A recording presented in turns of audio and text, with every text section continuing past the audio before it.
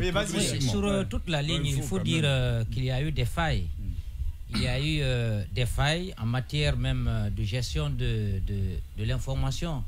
Parce que si le comité de crise qui a été mis sur pied et qui relayait les statistiques et le nombre de morts est différent, et donc des chiffres qui ont été notamment évoqués dans le discours du président de la transition, et que le Premier ministre devant les conseillers viennent parler. Des chiffres dans son discours. Oui, le Premier ministre. Oui, le président, oui, il avait évoqué. Je pense qu'il avait le président dans son discours. Il y avait des chiffres. Non, le président n'a pas évoqué de chiffres. Il a parlé de deuil. Voilà, mais je crois que tout ça, ça pouvait se centraliser. Se centraliser afin de rassurer davantage le peuple de Guinée. Mais au niveau de la gestion de l'information, je pense qu'il y a eu des failles. Donc, ce qui, d'ailleurs, malheureusement, a provoqué une sorte de panique dans la cité. Donc, il y avait beaucoup plus de peur. Les gens, si vous avez constaté, qui étaient aux alentours, les riverains, quittaient complètement pour venir vers la haute banlieue. Parce qu'il y avait une sorte de peur bleue qui s'était installée. Parce que l'information n'a pas été gérée comme ça devrait être. Ça, c'est un premier facteur. Le second, c'est du point de vue logistique. Je crois qu'il y a quand même un enseignement qu'on peut tirer de cette tragédie. C'est que du point de vue équipement, on n'est pas prêt. Parce que il faut quand même saluer.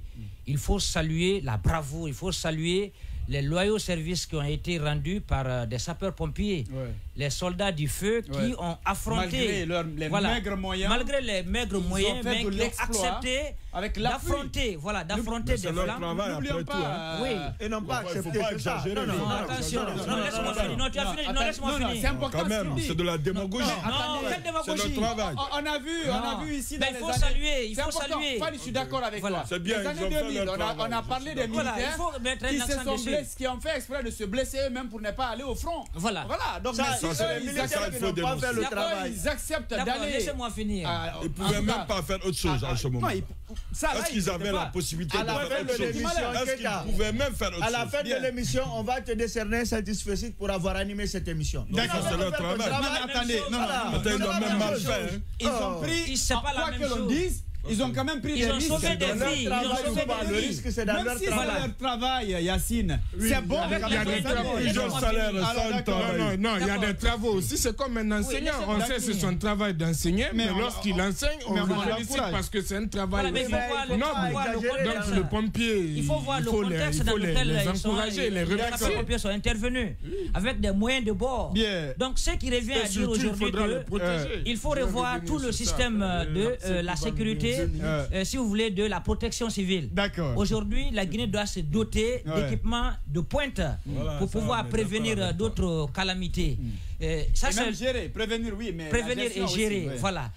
L'autre aspect, il faut aussi saluer, si vous avez vu, je crois que les acteurs de la société civile étaient d'ailleurs en avance sur le gouvernement.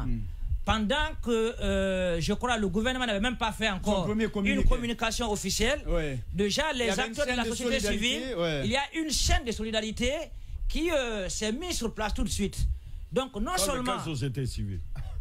Ce sont des ONG, ce sont des ONG, mais laissez-moi finir. Des ONG, ce sont des ONG qui étaient déjà en place avec ce sont des ONG, des vivres, voilà, et des volontaires, et des jeunes volontaires.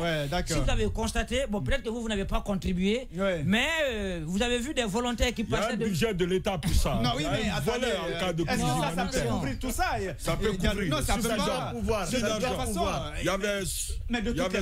Il y avait 60 caméras à la maison Santa, il n'y en avait que 8 qui marchaient. Ça veut dire qu'il y avait de l'argent pour ces événements. Il faut vérifier. Alors, face à une telle tragédie, je crois qu'il faut quand même saluer ces volontaires, ces acteurs de la société civile qui se sont mobilisés pour porter main forte au gouvernement. Ils étaient d'ailleurs en avance sur le gouvernement. Ils étaient très tôt. Donc, il faut dire qu'on n'était vraiment pas prêt sur toute la ligne. C'est-à-dire, quand vous avez parlé de société civile, ça fait peur à tout parce qu'il y a une certaine société civile qui a une certaine qui a une certaine, comment on appelle, réputation. Voilà.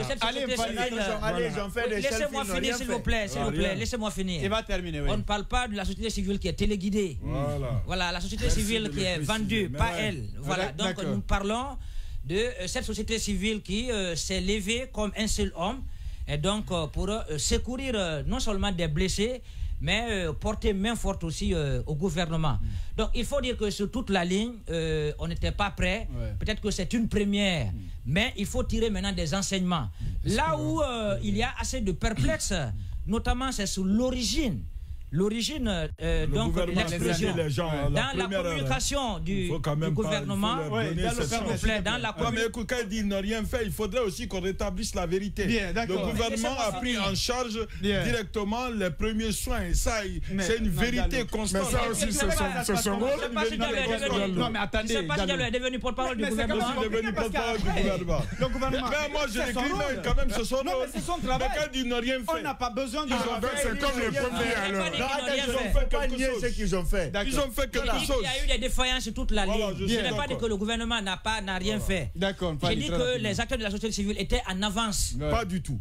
Bien sûr, bien sûr. Allez, on y va. Parce que les premières personnes qui ont été vues sur le terrain, avant les membres du gouvernement, nous étions là sur le terrain. Donc pour reporter, voilà, pour reporter. Non, je ne sais pas là où il était. Pour reporter, pour faire des images. Les premières personnes que nous avons vues, c'était des secouristes. Ça c'était la nuit pour la plupart, oui, la nuit même.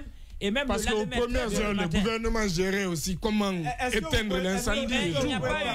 Si le gouvernement gérait, voilà, il faut noter quand il prend. Si le gouvernement gérait, je ne dis pas que le gouvernement n'a rien fait, mais ce que j'ai dit, moi je l'assume. Voilà, je l'assume. J'ai commencé d'abord par saluer les sapeurs-pompiers. Et il faut saluer aussi les acteurs de la société civile et les volontaires. Maintenant, on doit tirer des enseignements. Mais là où il y a assez de questionnements, c'est sur l'origine. L'origine, jusqu'ici, c'est vrai que le procureur... Yassine dit que c'est trop tôt. Le procureur a parlé, s'il vous plaît, le procureur a parlé d'enquête. C'est moi qui ai dit. Ah d'accord, alors on y va. Si vous pouvez me laisser continuer là. Ce que j'ai dit. S'il vous plaît, s'il vous plaît. Très bien. Voilà, oui, mais parce que je vais clôturer. Alors vas-y, Fali. Je parlais donc de l'enquête qui a été annoncée par le gouvernement. Là-dessus, je crois que beaucoup s'attendaient que dans le discours du président, qu'il y ait, si vous voulez, cet engagement, cette rassurance de faire éclater la vérité. Ce qui, malheureusement, n'a pas été fait. Mais il faut aujourd'hui penser aux conséquences, parce que les sinistrés, par exemple, aujourd'hui, qui n'ont plus d'habitation.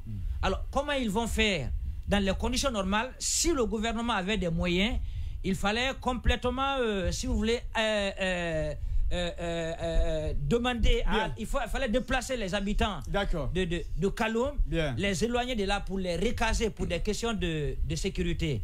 Ça c'est un. Jusqu'à présent un, Fali. Bon, alors on va garder les deux autres.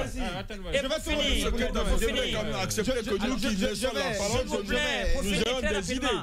On laisse la parole. S'il vous plaît, Monsieur Diallo, s'il vous plaît. Bien, d'accord. Voilà, c'est mon temps d'antenne, s'il vous plaît.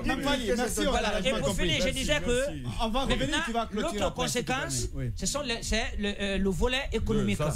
Aujourd'hui, je crois que sur toute la ligne, même si nous parlons des riverains, des sinistrés, mais c'est tous les Guinéens aujourd'hui qui sont en train de subir les conséquences. Bien, ça c'est compris, ça c'est bien dit. En court terme, à moyen terme et à long terme, il faut plancher sur des solutions. D'accord. Et ça on a trouver, si vous voulez, comment s'équiper désormais pour faire face à ce genre de